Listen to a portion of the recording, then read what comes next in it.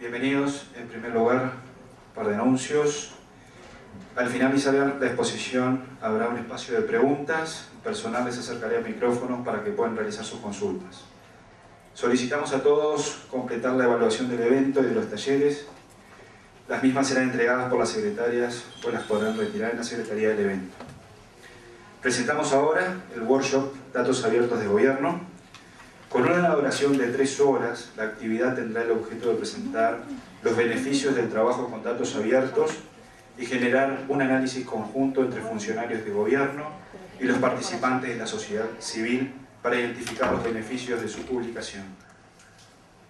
Recibimos desde Brasil, con mucho placer, a Wagner Diniz, Thiago Rondón y Pedro Marcum, quienes estarán a cargo del workshop. Wagner es gerente de W3C, Oficina Brasil, iniciativa del Comité Gestor del Internet en Brasil para la construcción de una web para todos, inclusiva y accesible.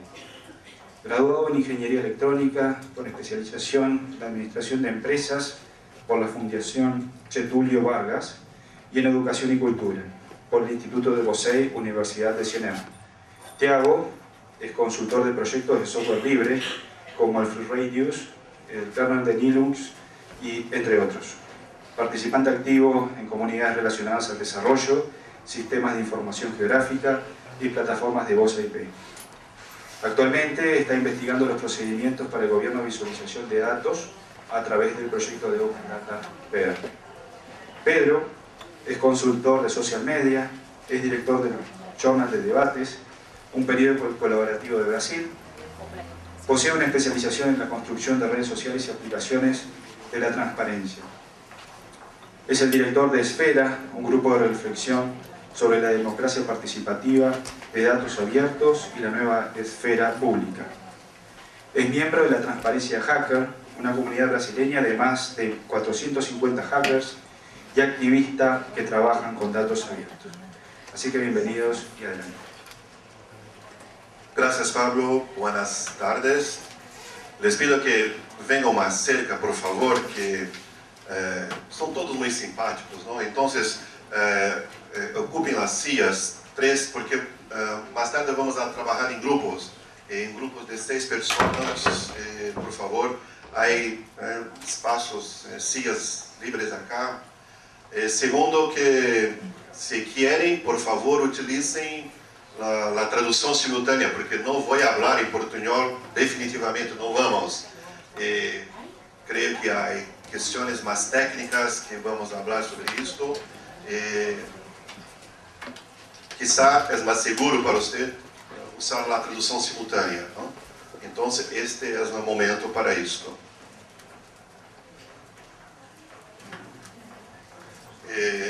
Es posible que separen los grupos muy íntimos.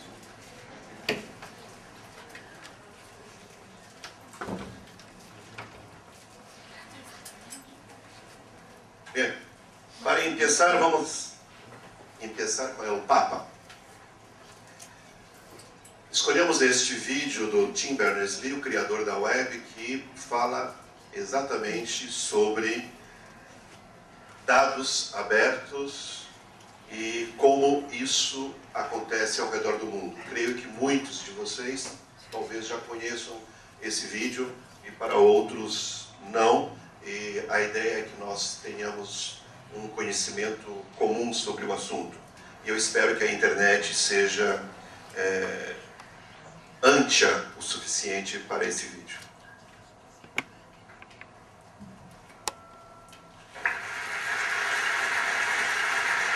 Last year here at TED, I asked you to give me your data, put the data on the web, on the basis that if people put data onto the web, government data, scientific data, community data, whatever it is, it will be used by other people to do wonderful things in ways that they never could have imagined. So today, I'm back just to show you a few things, to show you, in fact, there is an open data movement afoot now around the world. The cry of raw data now, which people made in the auditorium, was heard around the world.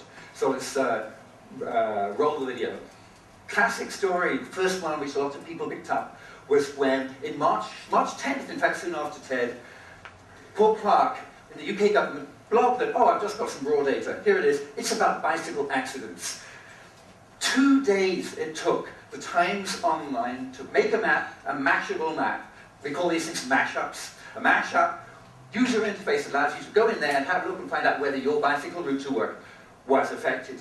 Here's more data, traffic survey data, again put up by the UK government.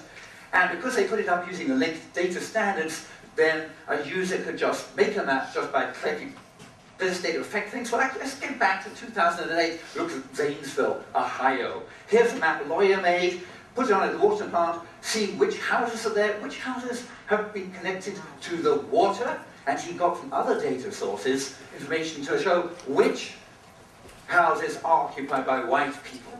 Well, there was too much of a correlation, he felt, between which houses were occupied by white people and which houses had water, and the judge was not impressed either. The judge was not impressed to the tune of $10.9 million. That's the power of taking one piece of data, another piece of data, putting it together, and showing the result. Let's look at some data from the UK now. This is UK government data, completely independent site. Where does my money go? Allows anybody to go there and burrow down. You can burrow down by a particular type of spending, or you can go through all the different regions and compare them. So that's happening in the UK. With UK government data, yes, certainly you can do it over here. Here's a site which allows you to look at the recovery spending in California. And take an arbitrary example, Long Beach, California. You can go and have a look at what recovery money they've been spending on different things such as energy. In fact, this is the graph of the number of data sets in the repositories at data.gov and data.gov.uk, and I'm delighted to see a great competition between the UK in blue and the US in red. How can you use this stuff? Well, for example, if you have lots of data about places, you can take it from a postcode, which is like a zip plus 4, for a specific group of houses, you can make paper, print off a paper which has got very, very specific things about the bus stops, the things specifically near you. Larger scale, this is a mashup of the data which was released about the Afghan elections. It allows you to set your own criteria for what sort of things you want to look at. The red circles are polling stations selected by your criteria, and then you can select also other things on the map to see what other factors, like the threat level. So that was government data. I also talked about community generated. In fact, I edited. This is the wiki map. This is the OpenStreetMap. Terrace Theatre I actually put on the map, but it wasn't on the map before TED last year. I was not the only person editing the OpenStreetMap. Each flash on this visualization put together by ITO World shows an edit in 2009 made to the OpenStreetMap. Let's now spin the world during the same year. Every flash is an edit. Somebody somewhere looking at the OpenStreetMap and realizing it could be better. You can see Europe is ablaze with updates.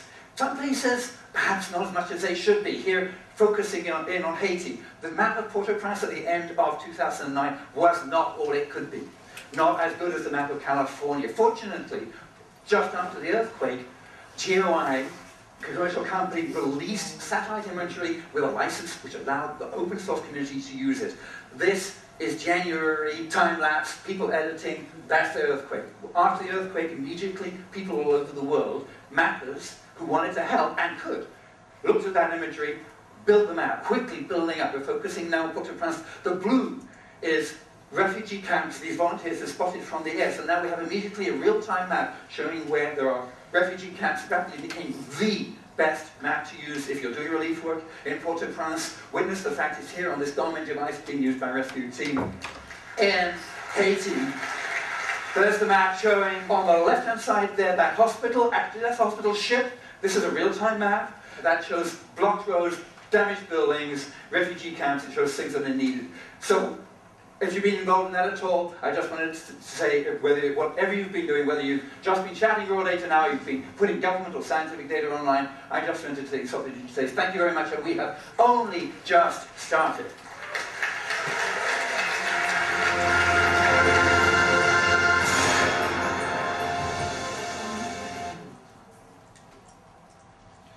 Muito bem.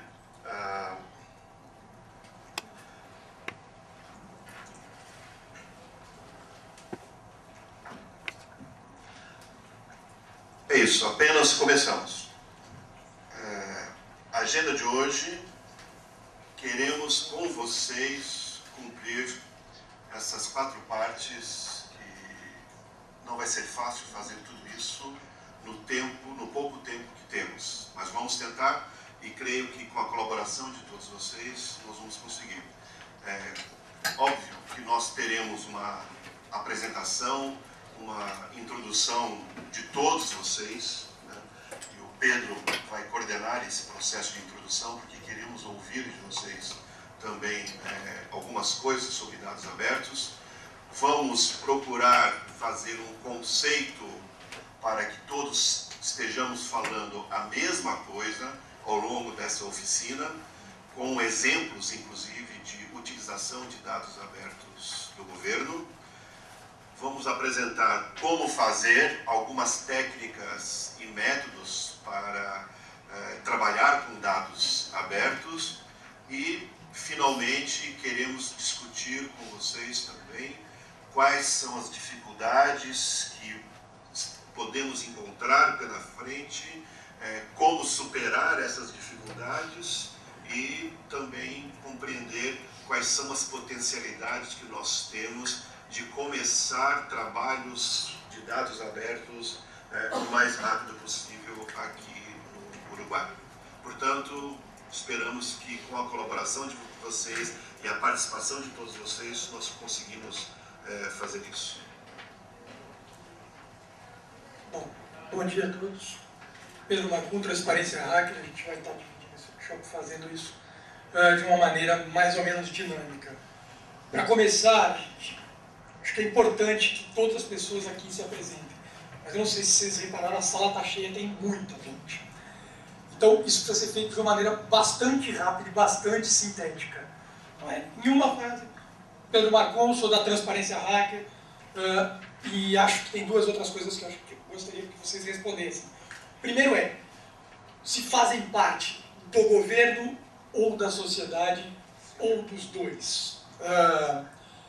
E que, na verdade, vocês utilizem esses post-its que tem na mesa de cada um aí, e quem estiver lá no fundo, chegue nas mesas mais para frente, que não estiver na mesa, tem um post-it amarelo e um vermelho.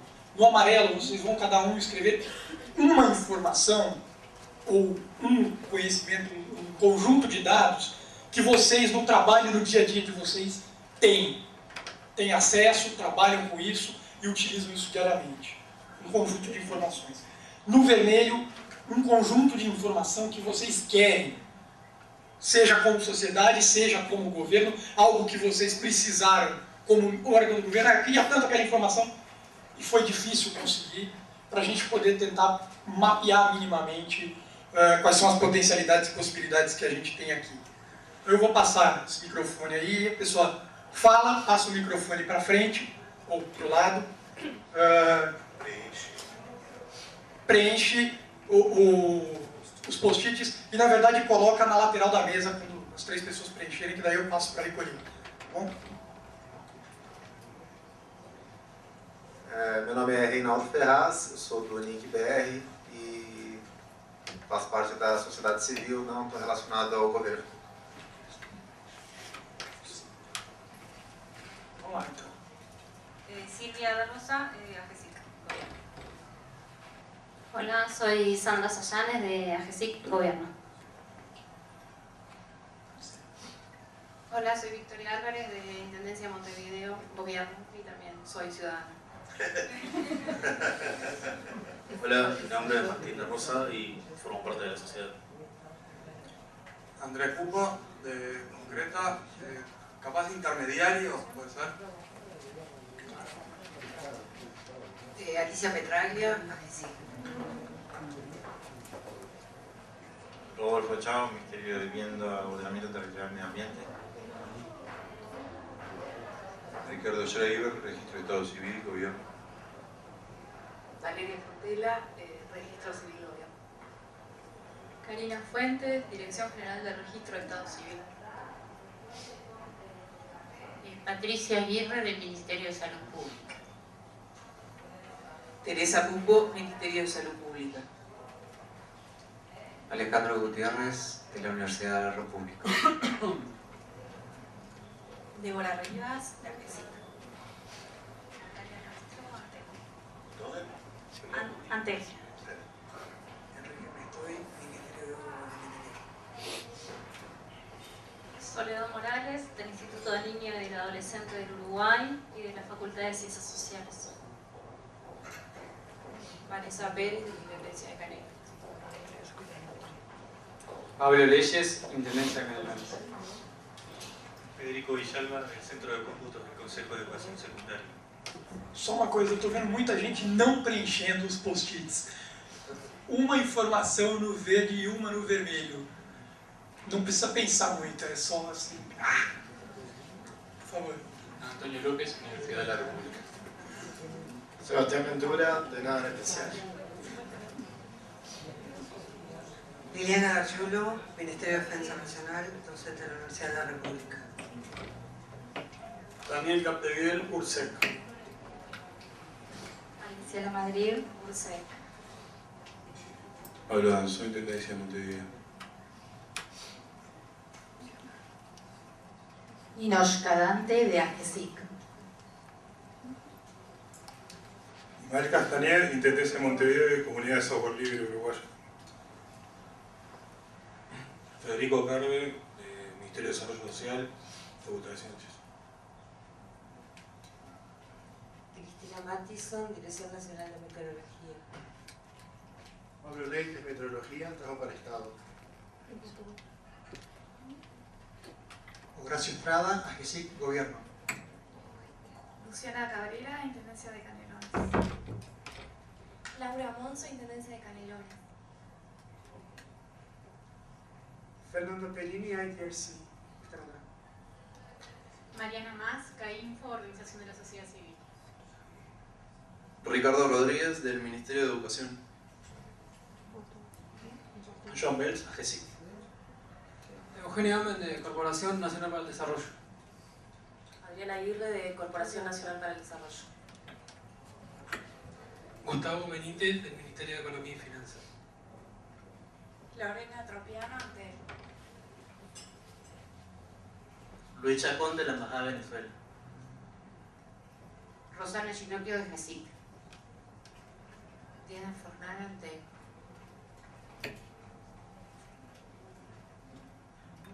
Sonia Sena, Unidad de Acceso a la Información Pública, Gobierno. Silvana Temesio, del Ministerio de Transportes y Ciudades Públicas y la Universidad de la República de Bibliotecología. Victoria Coster, de GESIC. Lucía Guillamón, de GESIC. Yacira Álvarez, de Gobierno por Universidad de la República y también como ciudadana estudiante de Archivología. Mauricio Melián, DTS Alerta, una empresa que utiliza la tecnología en pro de la seguridad.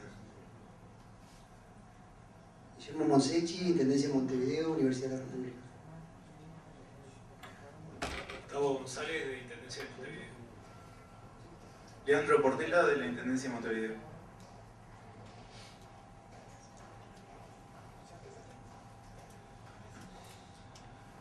Wagner Diniz, do W3C no Brasil. Thiago Rondon, da Sociedade. Agora um pouco para a gente minimamente ter noção do cenário. O Wagner agora vai fazer uma breve introdução aí de alguns conceitos para a gente tentar chegar no mesmo nível e eu, enquanto isso, vou passar recolhendo os post-its.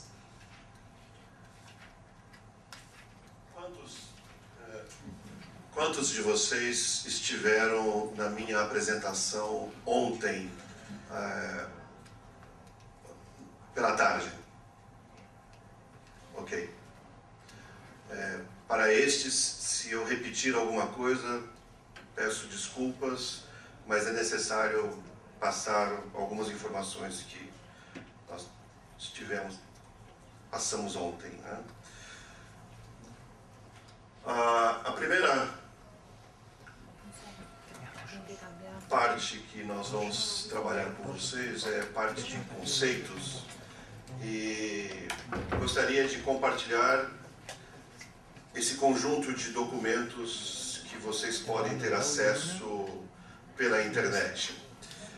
Esse documento é um documento que está publicado em inglês e em português e trata-se de algumas pistas listas, orientações sobre como melhorar o acesso ao governo por meio da web. Creio que vale a pena vocês conhecerem esse documento, seja em português, seja ele em inglês. Não sei se ele está em espanhol. É uma publicação do W3C. Este documento também é muito interessante, que é um manual de dados abertos, e eu creio que ele é bastante popular, bastante conhecido daqueles que trabalham, que já têm curiosidade sobre dados abertos.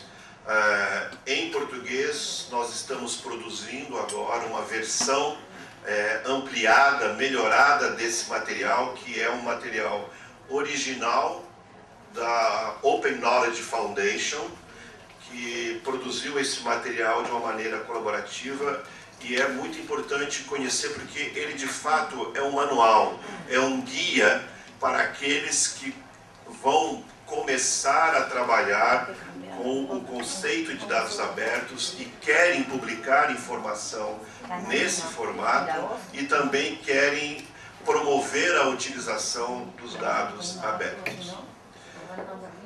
Esse documento, ele trata das leis e princípios dos dados abertos.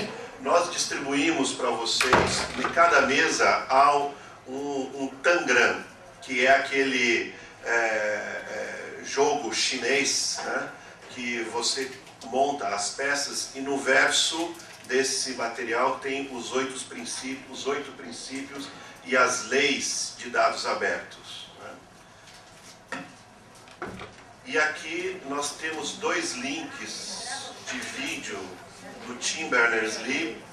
Este último é o que nós apresentamos aqui para vocês, de uma conferência na TED, que é uma conferência importante, que acontece anualmente nos Estados Unidos sobre inovação. E esse vídeo foi o vídeo, né, que o Tim Berners-Lee gravou para o lançamento da oficina do W3C no Brasil. E isso foi em 2008, e naquela época ele já falava sobre dados abertos. O que é? Quais são os benefícios? Pois não? Sim, vai ficar disponível para vocês fazer o download delas quando quiser. O que é? Quais são os benefícios, as leis e os princípios? Começamos com um exemplo para ficar mais claro e falarmos de leis e princípios. Este exemplo é um caso bastante interessante sobre a utilização de dados que são públicos para abrir as possibilidades de utilização da internet como um espaço para a sociedade civil melhorar o conteúdo da informação pública. O Vote na Web é uma aplicação desenvolvida na web de tal forma que a população pode manifestar a sua opinião sobre proposituras que tramitam no Congresso brasileiro, dizer sim, se é a favor da propositura ou não, se é contra, de tal forma que, fazendo assim, a população pode contribuir com a visão mais ampla que o Congresso queira ter sobre a opinião geral acerca daquela propositura. E esse sítio foi desenvolvido por uma organização da sociedade civil que se utilizou de dados que estavam públicos, dados do Congresso sobre o que é um projeto de lei, do que se trata aquele projeto, quem é o autor e qual o status desse projeto. Essa é a informação que está disponível para cada projeto de lei. Mas para a sociedade civil, né, isso não era o suficiente. Havia o interesse de buscar informações mais completas e, mais do que isso, alargar a possibilidade da população interferir no processo do Congresso Nacional. Portanto, a sociedade civil, representada por essa organização ou empresa Web Citizen, desenvolveu essa aplicação onde é possível votar sim ou não, né, se é a favor ou contra determinados projetos. E aqui estão todos os projetos que estão tramitando no Congresso brasileiro. E você pode fazer a sua busca não só pelo projeto de lei, como também você pode fazer a busca por políticos. Se você votou num determinado deputado e quer saber que projetos ele está responsável e como a população se manifesta acerca dos projetos do deputado da sua preferência, também você pode fazer esse acompanhamento.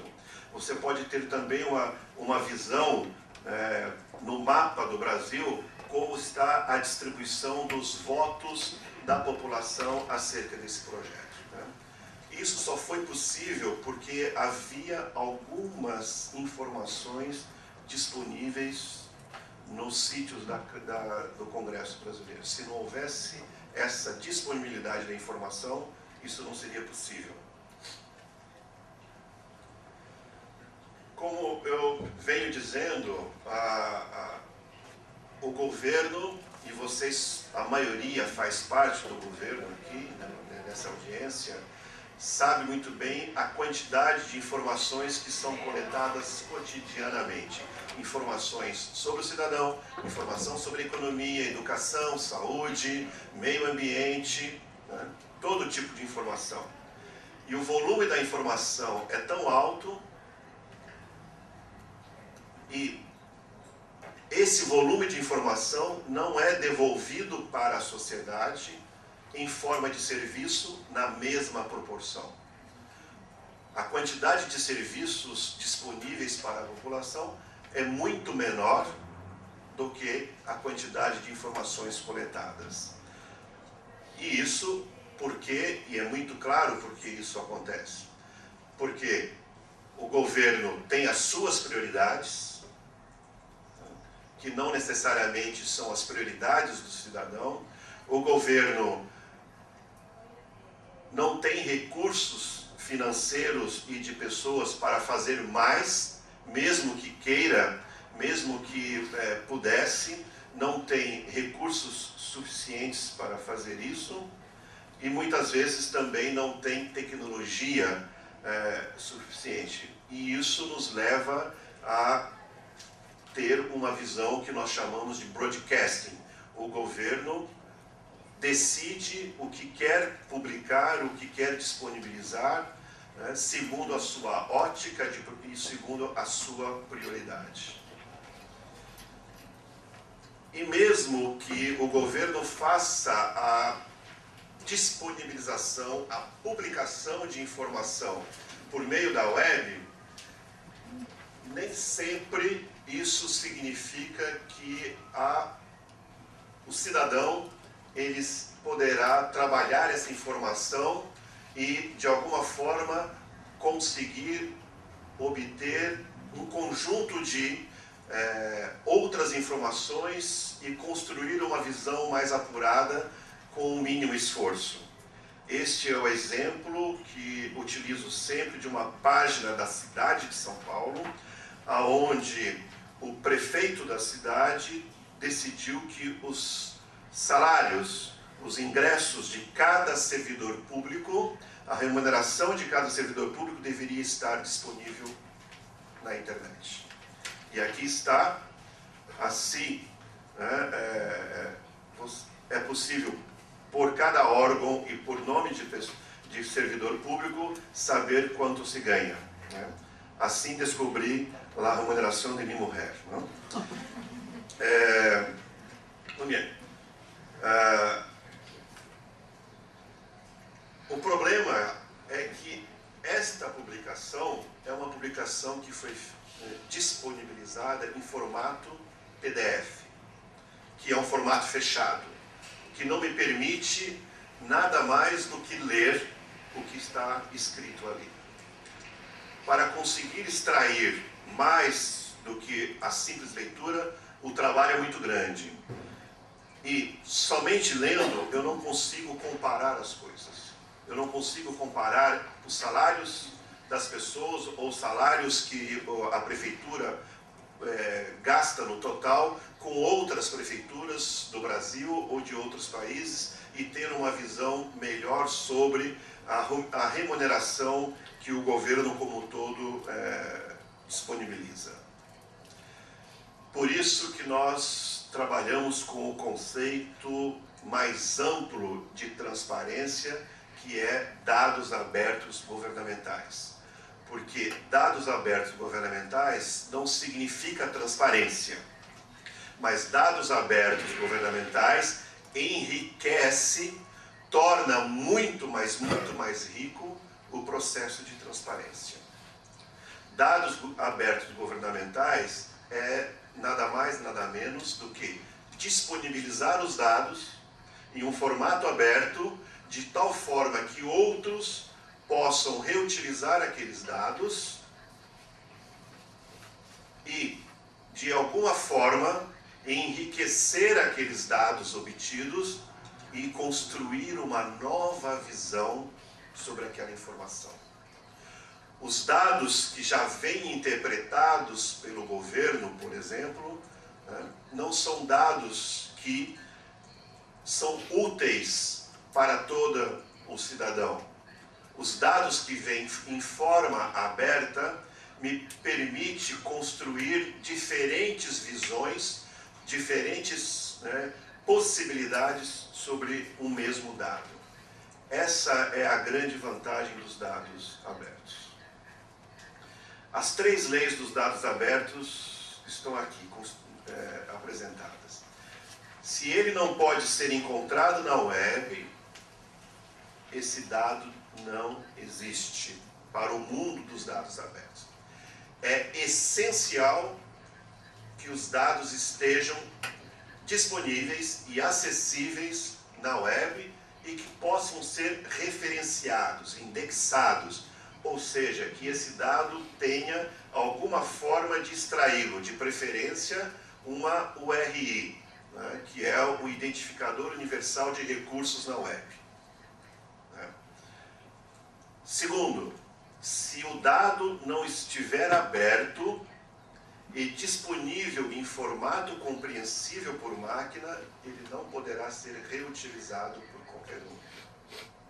Portanto, não basta que o dado esteja na web, não basta que o dado esteja, por exemplo, em PDF. É importante que ele esteja num formato compreensível por máquina. E se qualquer dispositivo legal não permitir que ele seja utilizado, ele não é útil para dados abertos. E, por certo, que existem muitos dados que se encontram nessa situação.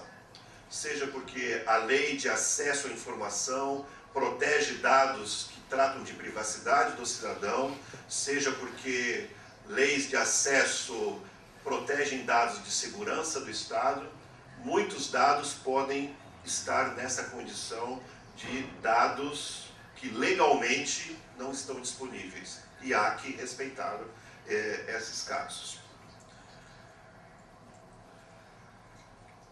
Para caminhar para dados abertos, é fundamental compreender essas três dimensões.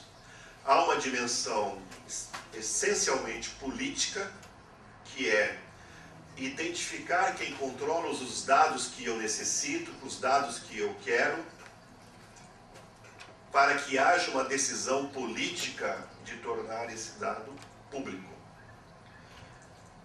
O Estado é o guardião de uma infinidade de dados públicos.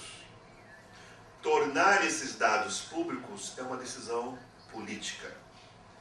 Muitos dados já estão disponíveis na internet. A nossa recomendação sempre é: comecem pelo trabalho mais fácil, comecem a fazer dados abertos pelos dados que já estão publicados, que já são públicos, mas que não estão em formato aberto. não comecem pela tarefa mais difícil, que é os dados que ainda não são públicos, porque existe um esforço adicional de convencimento para autorizar que os dados esteja público. Portanto, a dimensão política talvez seja a dimensão mais importante no trabalho dos dados abertos.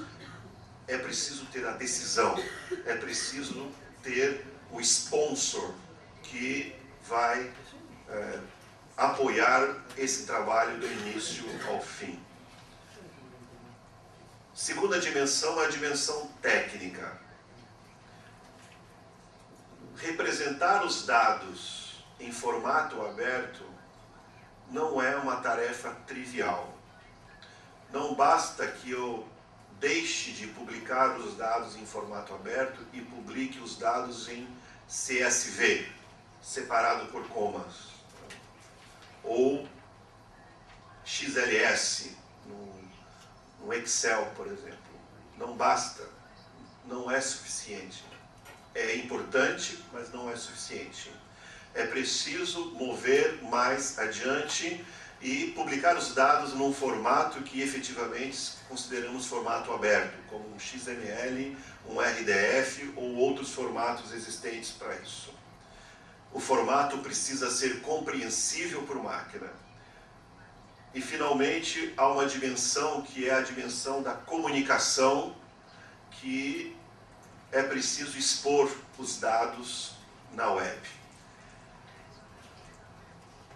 Identificados os dados, tomada a decisão política, colocado no formato aberto, eu preciso então torná-lo público para o mundo. E isso trata de expor os dados para acesso. Este é um exemplo, para finalizar, este é um exemplo no Brasil do Tribunal de Contas dos municípios de um estado no Nordeste brasileiro, onde temos a publicação das informações na web e nesse botão laranja eu posso exportar os dados em XML para a utilização desses dados em formato aberto.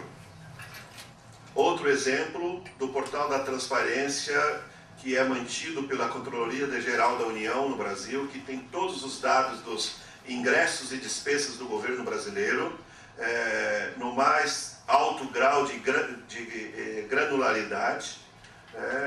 Consigo identificar cidadãos que recebem recursos governamentais ou servidores públicos que recebem recursos governamentais, e isso é público, e eu posso descarregar em CSV ou XLS. Não é o melhor formato, mas já é um avanço. E para finalizar, eu creio que é a parte mais importante. Não existe dados abertos se o ecossistema dos dados abertos não funciona. Por exemplo, e nesta audiência, vocês percebem que a grande maioria do público é de governo. Como é difícil trazer a sociedade civil para esse debate. Mas é a parte essencial dos dados abertos. Não tem valor se o governo publica dados em formato aberto se não há a outra parte para utilizar esses dados, para reutilizar esses dados. É preciso que a sociedade civil se interesse para participar na construção de novos serviços e novas aplicações utilizando dados abertos. E não tem valor se somente a sociedade civil faz a demanda por mais dados e dados abertos, se o governo não responde positivamente à demanda da sociedade civil. Esse ecossistema, para funcionar bem, necessita que todas as partes estejam involucradas. Cidadãos e governos e mais dois outros atores são importantes. Os desenvolvedores da sociedade civil, porque o cidadão usuário da informação, em última instância, ele não tem habilidade técnica para desenvolver a aplicação que lhe interessa. Ele precisa de um trabalho dos desenvolvedores da sociedade civil que vai retrabalhar, reutilizar esses dados segundo a ótica e o interesse da sociedade. Portanto, é fundamental os desenvolvedores estarem fazendo parte desse ecossistema. E os provedores de tecnologia. O W3C é um dos provedores de tecnologia livre, aberta, sem custo, sem royalties, para publicar dados em formatos abertos. Existem outras tecnologias que podem fazer isso também, não só o W3C, mas é importante que haja o provedor de tecnologia. Se esses 4 atores não estiverem trabalhando juntos, o ecossistema de dados abertos não vai funcionar. Por isso que o grande desafio que nós temos no Brasil, seja aqui no Uruguai, é podermos criar um fórum, um espaço público em que reúna esses atores para fazer uma concertação social sobre que dado queremos e que dados temos para oferecer. Esse trabalho é essencial. Por isso a pergunta que nós fizemos: que dado queremos? E que dados temos para disponibilizar? Essa concertação social vai fazer um match e descobrir, veja, podemos começar por aqui, porque por aqui nós temos algo em comum. E uma vez que se comece e a sociedade percebe o benefício, o mundo está aberto e não se para mais. Boa sorte a todos.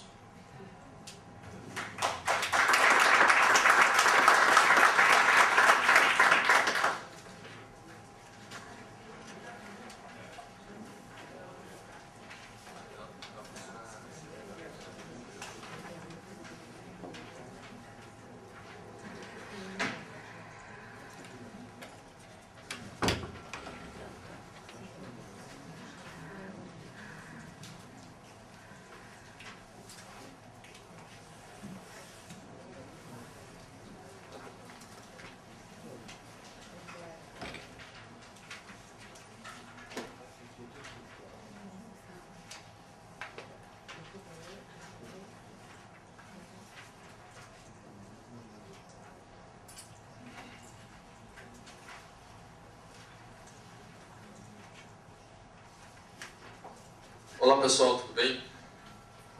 Vou estar demonstrando hoje aqui tudo que o Wagner colocou, que a gente está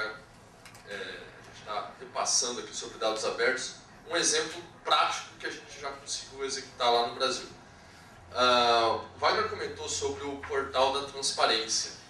O portal da transparência ele tem um arquivo que diz para onde que os gastos do governo federal são gastos. Então, aqui eu vou demonstrar primeiro a parte prática e a gente vai para a palestra para saber como que isso foi feito. Com esse site, eu consigo mapear todos os gastos numa visão que, por exemplo, eu entendo muito melhor. Quando eu abro as planilhas do governo, que são várias e várias, são 250 megas de informação, que só tem para onde foi gasto o valor. É muito dado, eu não consigo mensurar para onde estão esses valores. Quando eu monto algum gráfico, um infográfico baseado nessas informações, eu consigo facilitar a minha interpretação. Bom, nesse gráfico, por exemplo, para a gente entender, aqui eu tenho a parcela das funções dentro do governo federal. Por exemplo, saúde, educação, diversos, que é a grande maioria, e que, enfim, agora a gente precisa questionar melhor o que são esses diversos, mas no geral são dívidas e pagamento da folha de pagamento do governo federal. Bom, por exemplo, em educação, se eu entrar dentro de educação, eu consigo visualizar aqui quanto que é gasto no ensino superior, no ensino médio, no ensino fundamental. E, por exemplo, dentro dessa parcela eu posso ir avançando cada vez mais. Aqui eu posso ver quanto que foi gasto com repasses para os governos e municípios. Aí eu posso ir mais além, eu posso pegar um estado como Alagoas, ver quanto que foi destinado para a educação em Alagoas, quanto que foi para o governo do estado, qual que foram os programas que tiveram repasses, e por fim eu tenho informações referentes a... Deixa eu diminuir aqui só um pouquinho. Referentes ao programa. Aqui eu tenho uma comparação entre os estados. Por exemplo, eu tenho que a Bahia é destinado mais verba do governo nesse programa específico do que para Alagoas, que a gente está visualizando. Bom, agora eu vou começar a explicar como que tudo isso foi feito.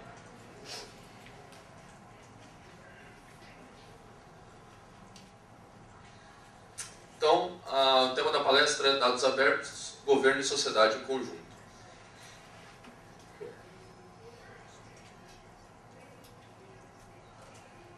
Bom, do que a gente vai conversar aqui? Primeiro eu vou passar alguns conceitos práticos relacionados a dados abertos. Depois a gente vai fazer um estudo de caso desse site que eu acabei de demonstrar. Depois algumas técnicas para dados, então passar um pouco o que facilita para a sociedade e o que facilita para o governo disponibilizar esses dados. E depois algumas técnicas de visualização. E por fim, boas práticas em relação a tudo isso que vamos conversar. Bom, passando rapidamente de conceito, um Estado sem tecnologia normalmente necessita de muito mais burocracia, né? Você tem um gasto quando você não tem uma tecnologia, porque você precisa ficar conferindo aquela informação, aqueles dados a todo momento. Uma sociedade sem tecnologia não tem salvação, né? Ela só pode ser salva também hoje com tecnologia, principalmente com o montante de dados que temos. É nítido que vários governos hoje estão contratando mais gente, mais recursos humanos para suprir deficiências de tecnologia. E mesmo assim, às vezes eles não conseguem suprir os seus objetivos principais, né? Um Estado sem dados abertos, ele tem que trabalhar mais para conseguir seus objetivos. Por exemplo, não só na questão, às vezes, que é a mais polêmica em relação à corrupção, mas quando você trabalha sozinho, sem mostrar o que você está fazendo, a probabilidade disso dar errado é muito maior. Existe uma frase do Eric Raymond, que é um desenvolvedor de software livre, que ele tem uma frase que se diz: dados olhos suficientes, todos os erros são triviais, né? Então o que acontece? Quando você oferece dados abertos para a sociedade, você na realidade está tendo mais pessoas trabalhando para você, né? Então, e às vezes erros que o governo não consegue controlar, que às vezes está na mão de algumas pessoas, algum setor, porque o governo não é um ser único, né? O governo são vários grupos, vários departamentos, várias pessoas trabalhando. E às vezes não há fiscalização, ninguém olha o trabalho do lado. Então os dados abertos contribuem para isso, né? Bom, uma sociedade com os dados abertos consegue interpretar melhor o governo, né? Às vezes, principalmente no Brasil, chega em época de eleição, um político fala: eu vou investir X milhões em saúde. Aí você fala: mas o que significa X milhões? Eu não consigo mensurar o que é isso. Por quê? Porque eu não tenho conhecimento do valor de um investimento desse, por exemplo, dentro do Brasil, né? E como sociedade, você conseguindo ter um parâmetro do que é gasto hoje, você pode falar: ó, realmente ele vai começar a gastar mais do que está sendo gasto, né?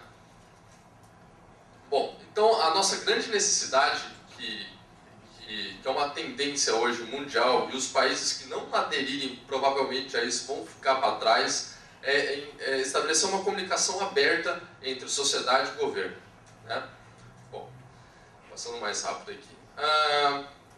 Como o Wagner já colocou, os dados eles têm que estar abertos não só para pessoas, mas também para computadores, né? Para máquinas, porque existe uma diferença. Você pegar um jornal e ler informação é uma coisa, você pegar um PDF e começar a ler aquelas informações também é uma coisa. O que a gente precisa fazer é que as máquinas consigam interpretar esses dados de forma semântica. E para isso existem provedores de tecnologia como a W3C que oferecem meios com quais as máquinas vão começar a interpretar. Mas o que isso significa? Isso significa que, por exemplo, um dado, num grosso modo, que ele foi feito apenas para ser visualizado, eu posso começar a fazer filtros, buscas, colocar alguma função dentro daquele dado para me retornar alguma outra coisa que eu queira. Bom, então um questionamento da sociedade, por exemplo, que foi um dos motivos de ter feito esse site, é em relação como que você pergunta para o governo para onde está indo o meu dinheiro. Você normalmente não consegue uma resposta rápida para isso. E você tendo essas informações em dados abertos, a própria sociedade pode construir essa resposta, sem muito investimento por parte do governo, né? Então, o que é interessante, você pode surgir várias maneiras de visualizar o dinheiro. Eu estava conversando com o Pedro ontem, e ele estava comentando, mas seria mais interessante se a gente tivesse dentro do para onde foi o meu dinheiro, os dados das empresas que mais recebem. Ele está com uma necessidade diferente, por exemplo, da minha inicial, e ele pode, com dados abertos, realizar a tarefa dele como eu realizei a minha. Então, a questão dos dados abertos, a gente às vezes nem consegue pensar onde isso pode chegar. Cada grupo da sociedade que necessita de uma determinada visão pode construir informações baseadas em dados abertos. Bom, então aqui apresentando, né, o para onde foi o meu dinheiro. A principal proposta é reorganizar os dados, né, e dar uma visualização baseada em gráficos diferentes. Bom, o site que, como vocês já viram, né, esses gráficos, agora vamos comentar como que isso foi feito. Ok. O portal da transparência, ele oferece no Brasil o download de arquivos para a gente realizar a consulta. Nele eu tenho um CSV. Esse CSV, o que é um CSV? É um arquivo texto que tem as informações numa linha separadas por vírgula. Mas qual que é o principal problema em relação a isso? O CSV ele não tem estruturação nenhuma, não tem um vocabulário que diz o que significa uma função dentro do governo, o que significa o valor que está ali, o que significa um repasse que o governo faz. Então, o que eu tive que fazer? Eu tive que estudar o que significa aqueles dados. E é muito difícil para um técnico de informática estudar uma técnica, por exemplo, que o meio tributário entenda. É um outro mundo. Então, se é um vocabulário, você acaba tendo que fazer isso, às vezes comete erros, enfim, você tem uma curva de aprendizado muito maior. Então, como que eu fiz essa extração de dados? Principalmente eu tive que fazer o download desse arquivo e criar uma estrutura própria para esse dado de CSV, ou seja, dar nome aos campos e o significado e as funções que eu precisava para tratar essas informações. Bom, a gente utilizou uma linguagem que se chama Pro, porque ela tem um poder interessante tecnicamente. Depois, quem quiser falar mais sobre isso, pode me procurar depois, que é uma linguagem feita muito para processamento de texto e informação. Tem que passar mais rápido aqui, tem bastante coisa. Então, o que acontece? As informações lá dentro desse arquivo, elas estão linha a linha. E eu gostaria de dar uma informação como nesse gráfico, ou seja, em árvore. Eu chego num determinado ponto e aí eu abro um leque de opções. Chego aqui, tenho mais um leque de opções. Isso para facilitar onde que estão as informações, e eu acredito que esse era um modelo interessante para ser apresentado. E aí, para isso, eu fui caçando e fui buscando tecnologias que eu conseguisse realizar essa tarefa, né? Aí uma das tecnologias também, depois principalmente da sociedade, a parte técnica, queira entrar em contato comigo ou conversar depois, eu posso falar um pouquinho mais sobre elas. E aí o que acontece? Uma coisa é você estruturar esses dados que eles não estavam estruturados, né? Você conseguir reorganizar eles para então você criar uma visualização.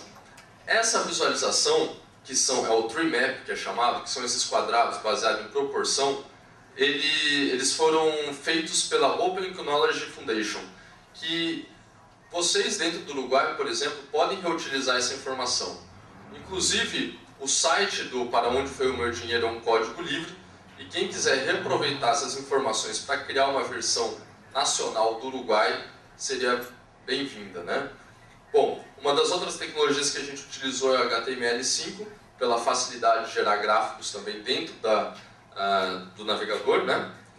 E as boas práticas e quais são os problemas mais comuns que a gente tem e que a gente tem que ficar solicitando e às vezes informando ao governo. Principalmente vocabulário de informações, para não ter que fazer o estudo do dado, do que ele significa, como eu comentei. No CSV eu tenho que estudar o que são exatamente aqueles dados. Com XML, um RDF, por exemplo, eu evito esse trabalho. Né? Eu vou ter já um descritivo técnico baseado de forma semântica, que a máquina já entende o que é aquele dado, ele é um dado estruturado.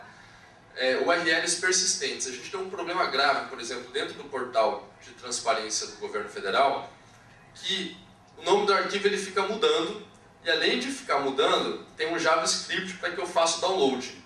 Então você ter uma URL persistente para esses dados, para que haja atualização, para que eu consiga fazer essa sincronização sempre dos dados é importante. E atualização constante.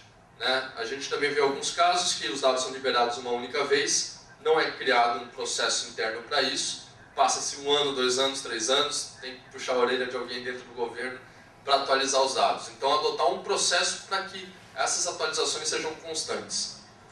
Bom, graças. É isso.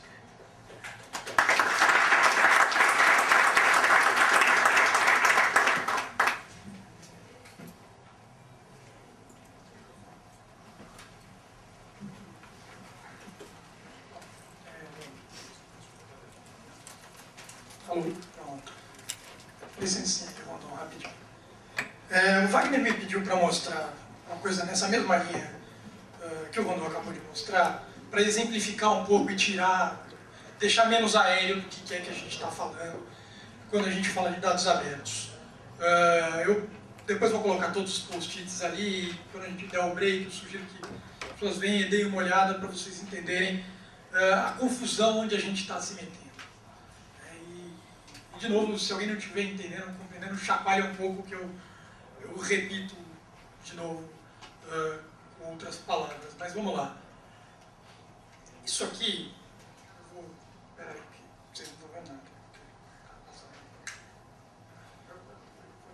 Aqui.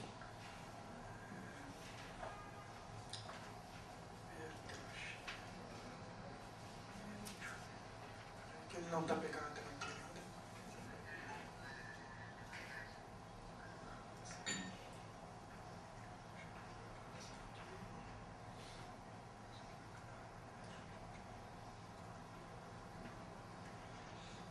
Fazer uma espécie de engenharia reversa do processo. Era ali que eu queria chegar. Eu queria chegar num aplicativo, que é um aplicativo muito simples, que o grupo da Transparência Hacker pensou em desenvolver. Os projetos de lei no Brasil passam por um longo processo de tramitação, que é uma coisa indecifrável e incompreensível para a maioria dos seres humanos normais. Então a gente queria fazer uma coisa que facilitasse e que permitisse ao cidadão interagir melhor com esse processo. Certo? A gente montou a ideia de um aplicativo que vai te dar simplesmente uma informação. Há quanto tempo um projeto de lei está parado em uma determinada instância do governo? Porque esse aí, e essa imagem é real de hoje, é de 9 dias. Mas esse projeto está tramitando desde 2003. E é um das centenas de milhares de projetos que a gente tem que são engavetados e desengavetados. Mas ele está parado há 9 dias. E a ideia é que daí você forneça ferramentas para o cidadão, para que ele fale, bom, se está parado por quê? E o que eu posso fazer? Nesse caso, ele está parado na Comissão do Meio Ambiente. E aí a gente cria um aplicativo que permite que o cidadão mande uma mensagem para os representantes dessa comissão, falando, desenrola aí. Essa é uma outra visualização em cima desse mesmo conceito, que mostra um pouco melhor uma espécie de jogo da vida do processo legislativo, que vai dizendo onde ele parou e por que empacou em um lugar e não em outro. Então você vê que às vezes eles param por um ano inteiro nessa mesma Comissão do Meio Ambiente. O problema é, para fazer isso, eu tive que entrar na página do Senado Federal, que é até boa, traz as informações para o cidadão ler. Mas, como já disse o Tiago, já disse o Wagner, isso não é o suficiente para que o cidadão possa atuar. Ok, eu entro na página do Senado, depois de me perder um pouco nos links, sabe do que eu estou falando, porque usabilidade é um problema sempre, eu consigo encontrar a matéria legislativa que eu queria, que é essa aí, consigo abrir a tramitação desse projeto, e essa tramitação vem dessa forma aí, um monte de informação que são indecifráveis para o ser humano, que simplesmente gostaria que aquele projeto de lei passasse, ou não. Isso aí, aos olhos meus, seus, é fácil de entender. O computador lê dessa forma. E quando o computador lê dessa forma, o programador que quer fazer alguma coisa com isso, também lê dessa forma. E essa forma é muito ruim. E eu não tenho que pegar só a informação de tramitação, veja bem. Eu tenho que decifrar isso aqui, depois eu tenho que pegar as comissões que existem no Brasil, portanto, decifrar isso aqui, e depois eu tenho que pegar quem são os senadores do Brasil, e, portanto, decifrar isso aqui. Tudo isso eu tive que fazer, porque a gente não tem dados abertos no Senado Federal. Aí eu tive que montar esse código. E esse código transforma essa coisa nisso aqui.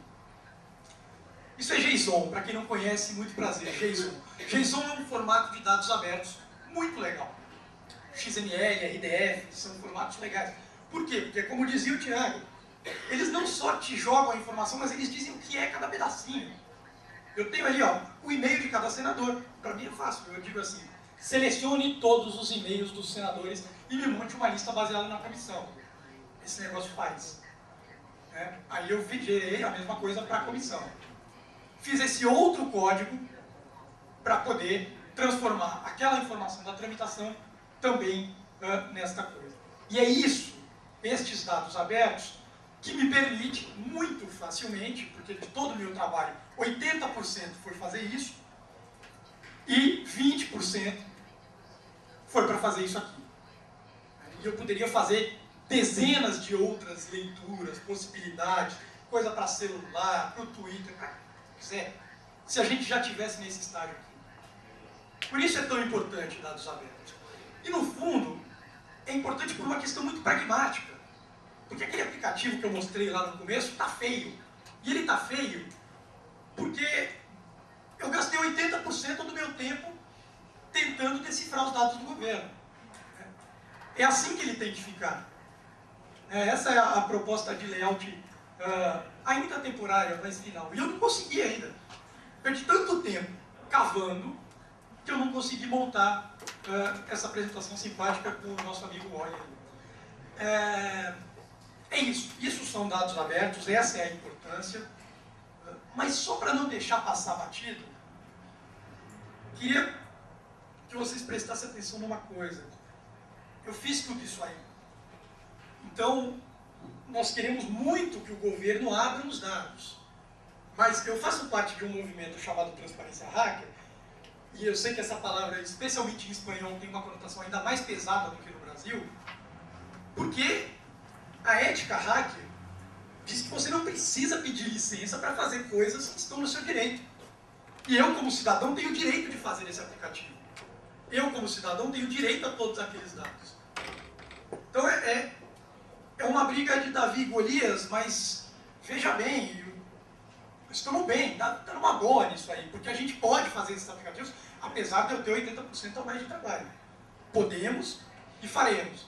Então, acho que estamos num passo aqui, e o Uruguai me impressionou muito o quão, na verdade, disposto para o diálogo e para os dados abertos o governo está. Pelo que eu entendi, o nosso dilema agora e o nosso problema é como é que a gente consegue que a sociedade se engaje e faça isso. Bom, a sociedade se engaja e faz isso.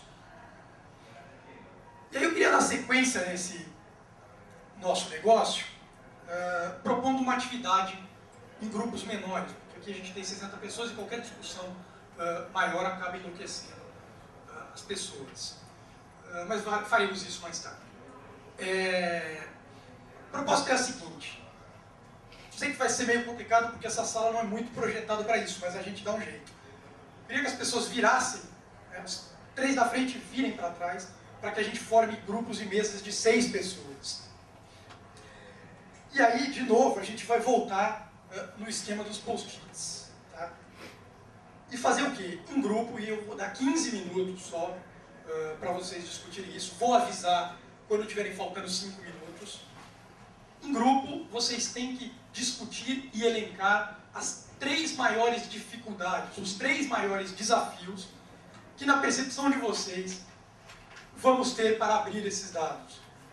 E aí vale puxar os post-its que vocês colocaram antes, pensar nos dados que vocês idealizaram como dados que queremos e como dados que temos e pensar, putz, para eu conseguir esse dado aqui, para eu conseguir essa informação, para que eu consiga que ela seja publicada, quais são os 3 maiores desafios, as 3 maiores dificuldades. Frases simples e curtas que caibam num post-it. Não precisa elaborar um grande negócio, e a ideia é que a gente, no volume, consiga construir um mapa do que é isso. Tá? E aí, ao final desse negócio, eu vou pedir que uma pessoa, então vocês já decidam também quem vai ser o relator que vai dar o report back, e vamos fazer um report back muito rápido por grupos, onde o relator vai simplesmente listar as 3 coisas que foram discutidas. Neste momento, eu não quero uma grande discussão em cima dos 3 itens do amiguinho, então não tem problema, é só para a gente entender o que é que a gente está lidando, tá bom? Por favor, agrupem-se.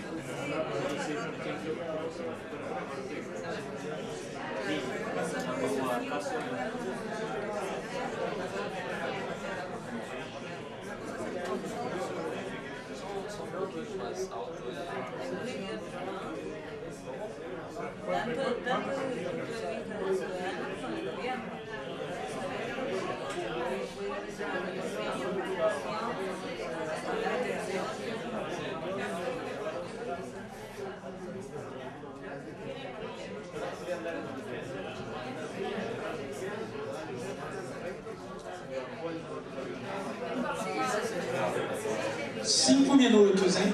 Lembrando, 3 coisas, frases simples, curtas e diretas.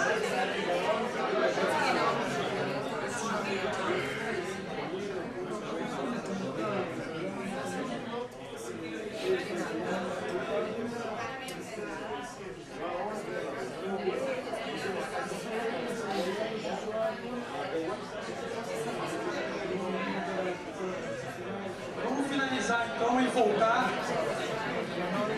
Lembrando, coloquem cada desafio em um post-it separado.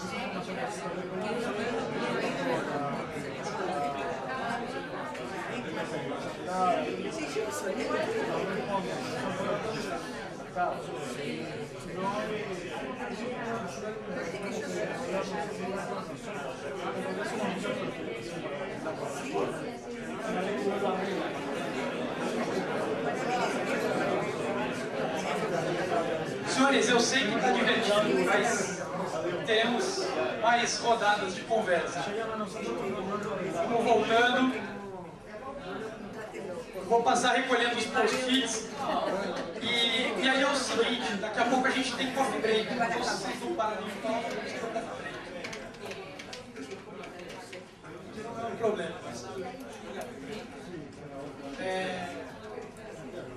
Voltando todos.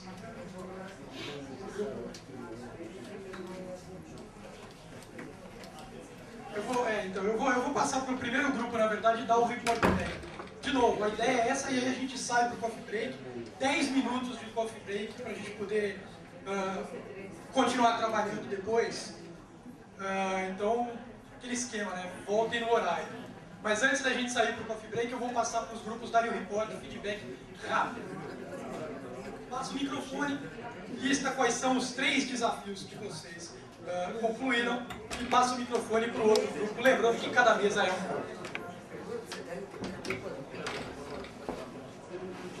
Me parece que lo que demostramos es asistencias políticas a la apertura de los datos. Segundo, problemas de interpretación de la Ley de Protección de Datos Personales. Y tercero, dificultad para acceso real a los datos dentro del propio organismo.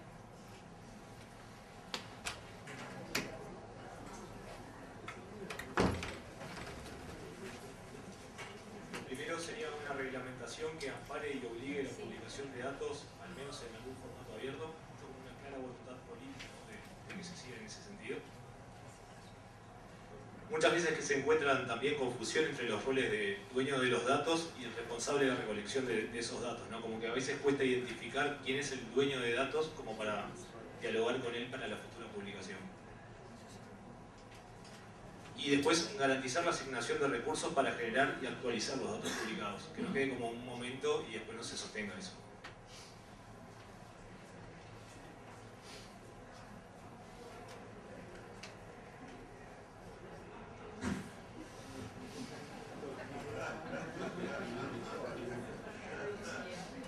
La primera dificultad que encontramos es cómo mantener la integridad de los datos en los manejos posteriores.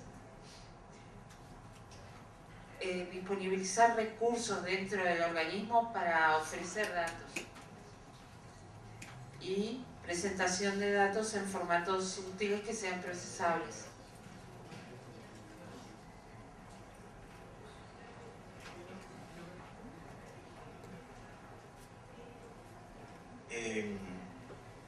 De las 3 hay una del lado del proveedor de datos y 2 del lado de los demandantes de datos.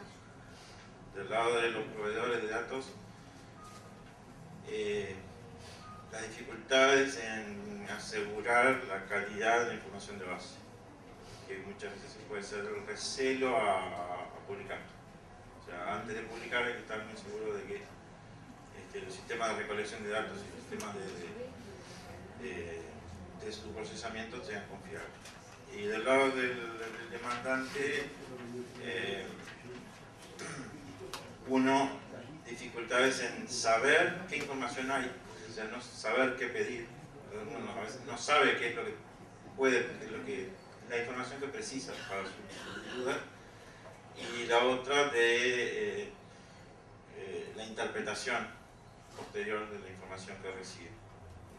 Una nube muy grande de números puede confundir y llevar a una interpretación mala, y entonces eso hay que hacer un buen esfuerzo en explicar qué información, qué significa la información que se publica.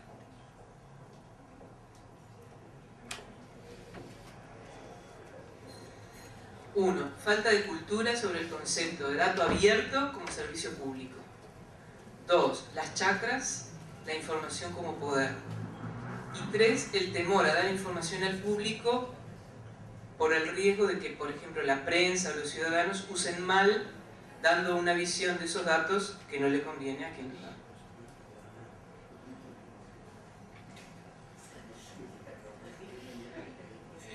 Facilitar que los usuarios que utilizan Internet puedan encontrar los documentos más fácilmente a través del uso de metadatos o descriptores, o sea, de alguna forma facilitar la búsqueda. Y lo segundo es establecer una política a nivel del Estado de publicación de contenidos en formatos que sean accesibles y reutilizables.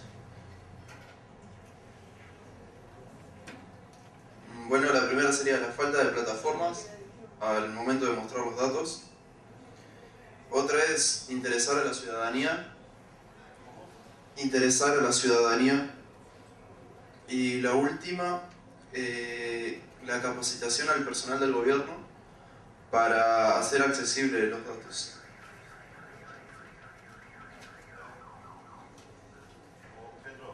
Oi. Não, mas acho que a gente deixa a clarificação. ¿Cómo, perdón? A diferença entre o primeiro, a falta de plataformas, e o segundo, a capacidade. La falta de plataformas estaría relacionado con la tecnología a utilizar, porque se nos planteó que teníamos muchos datos y no sabíamos dónde ponerlo, cómo ponerlo. Y la última sería que habría que capacitar a la gente que trabaja en la oficina del gobierno para que pueda utilizar, no sé, la plataforma que se elija para mostrar los datos. No sé si quedó claro. Nosotros elegimos como dificultades la existencia, el mantenimiento y la seguridad de los servicios en la web, la confiabilidad y la actualización de los datos y la disponibilidad del servicio.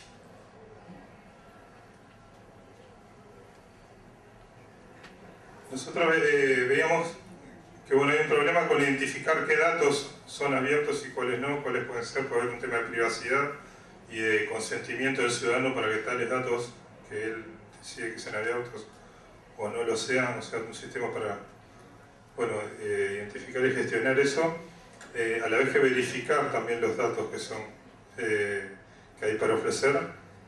Muchas veces pueden tener errores y bueno, y hay que, al hacerlos tan públicos, no se responsabiliza de esos datos también. Entonces, una especie de verificación de eso, tal vez para lograr eso, haya que lograr normalizar ciertos estándares de cosas, tal vez por una ley, un decreto o algo, como para hacer disponibles esos datos en formatos abiertos.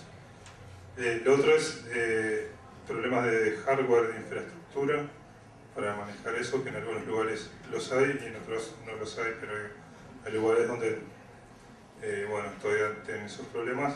Y lo otro es conseguir consumidores para esos datos. O sea, dar cuenta del poder que puedan tener al manejar ciertos datos y bueno, aprender uno también en qué cosas se pueden hacer y bueno, y para qué los hagan. Nosotros interpretamos tres también. El primero, la falta de divulgación e interpretación de la Ley de Protección de Datos Personales, que es el marco jurídico como un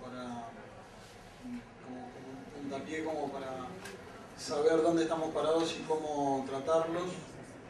Luego la seguridad, la confidencialidad y los protocolos de actualización de esos datos. Y como tercero, la falta de un vínculo acertado con las áreas informáticas para lograr cambios en los datos existentes en el momento, la actualización, los permisos que se dan, las bases de software. Acho que foram todos os grupos.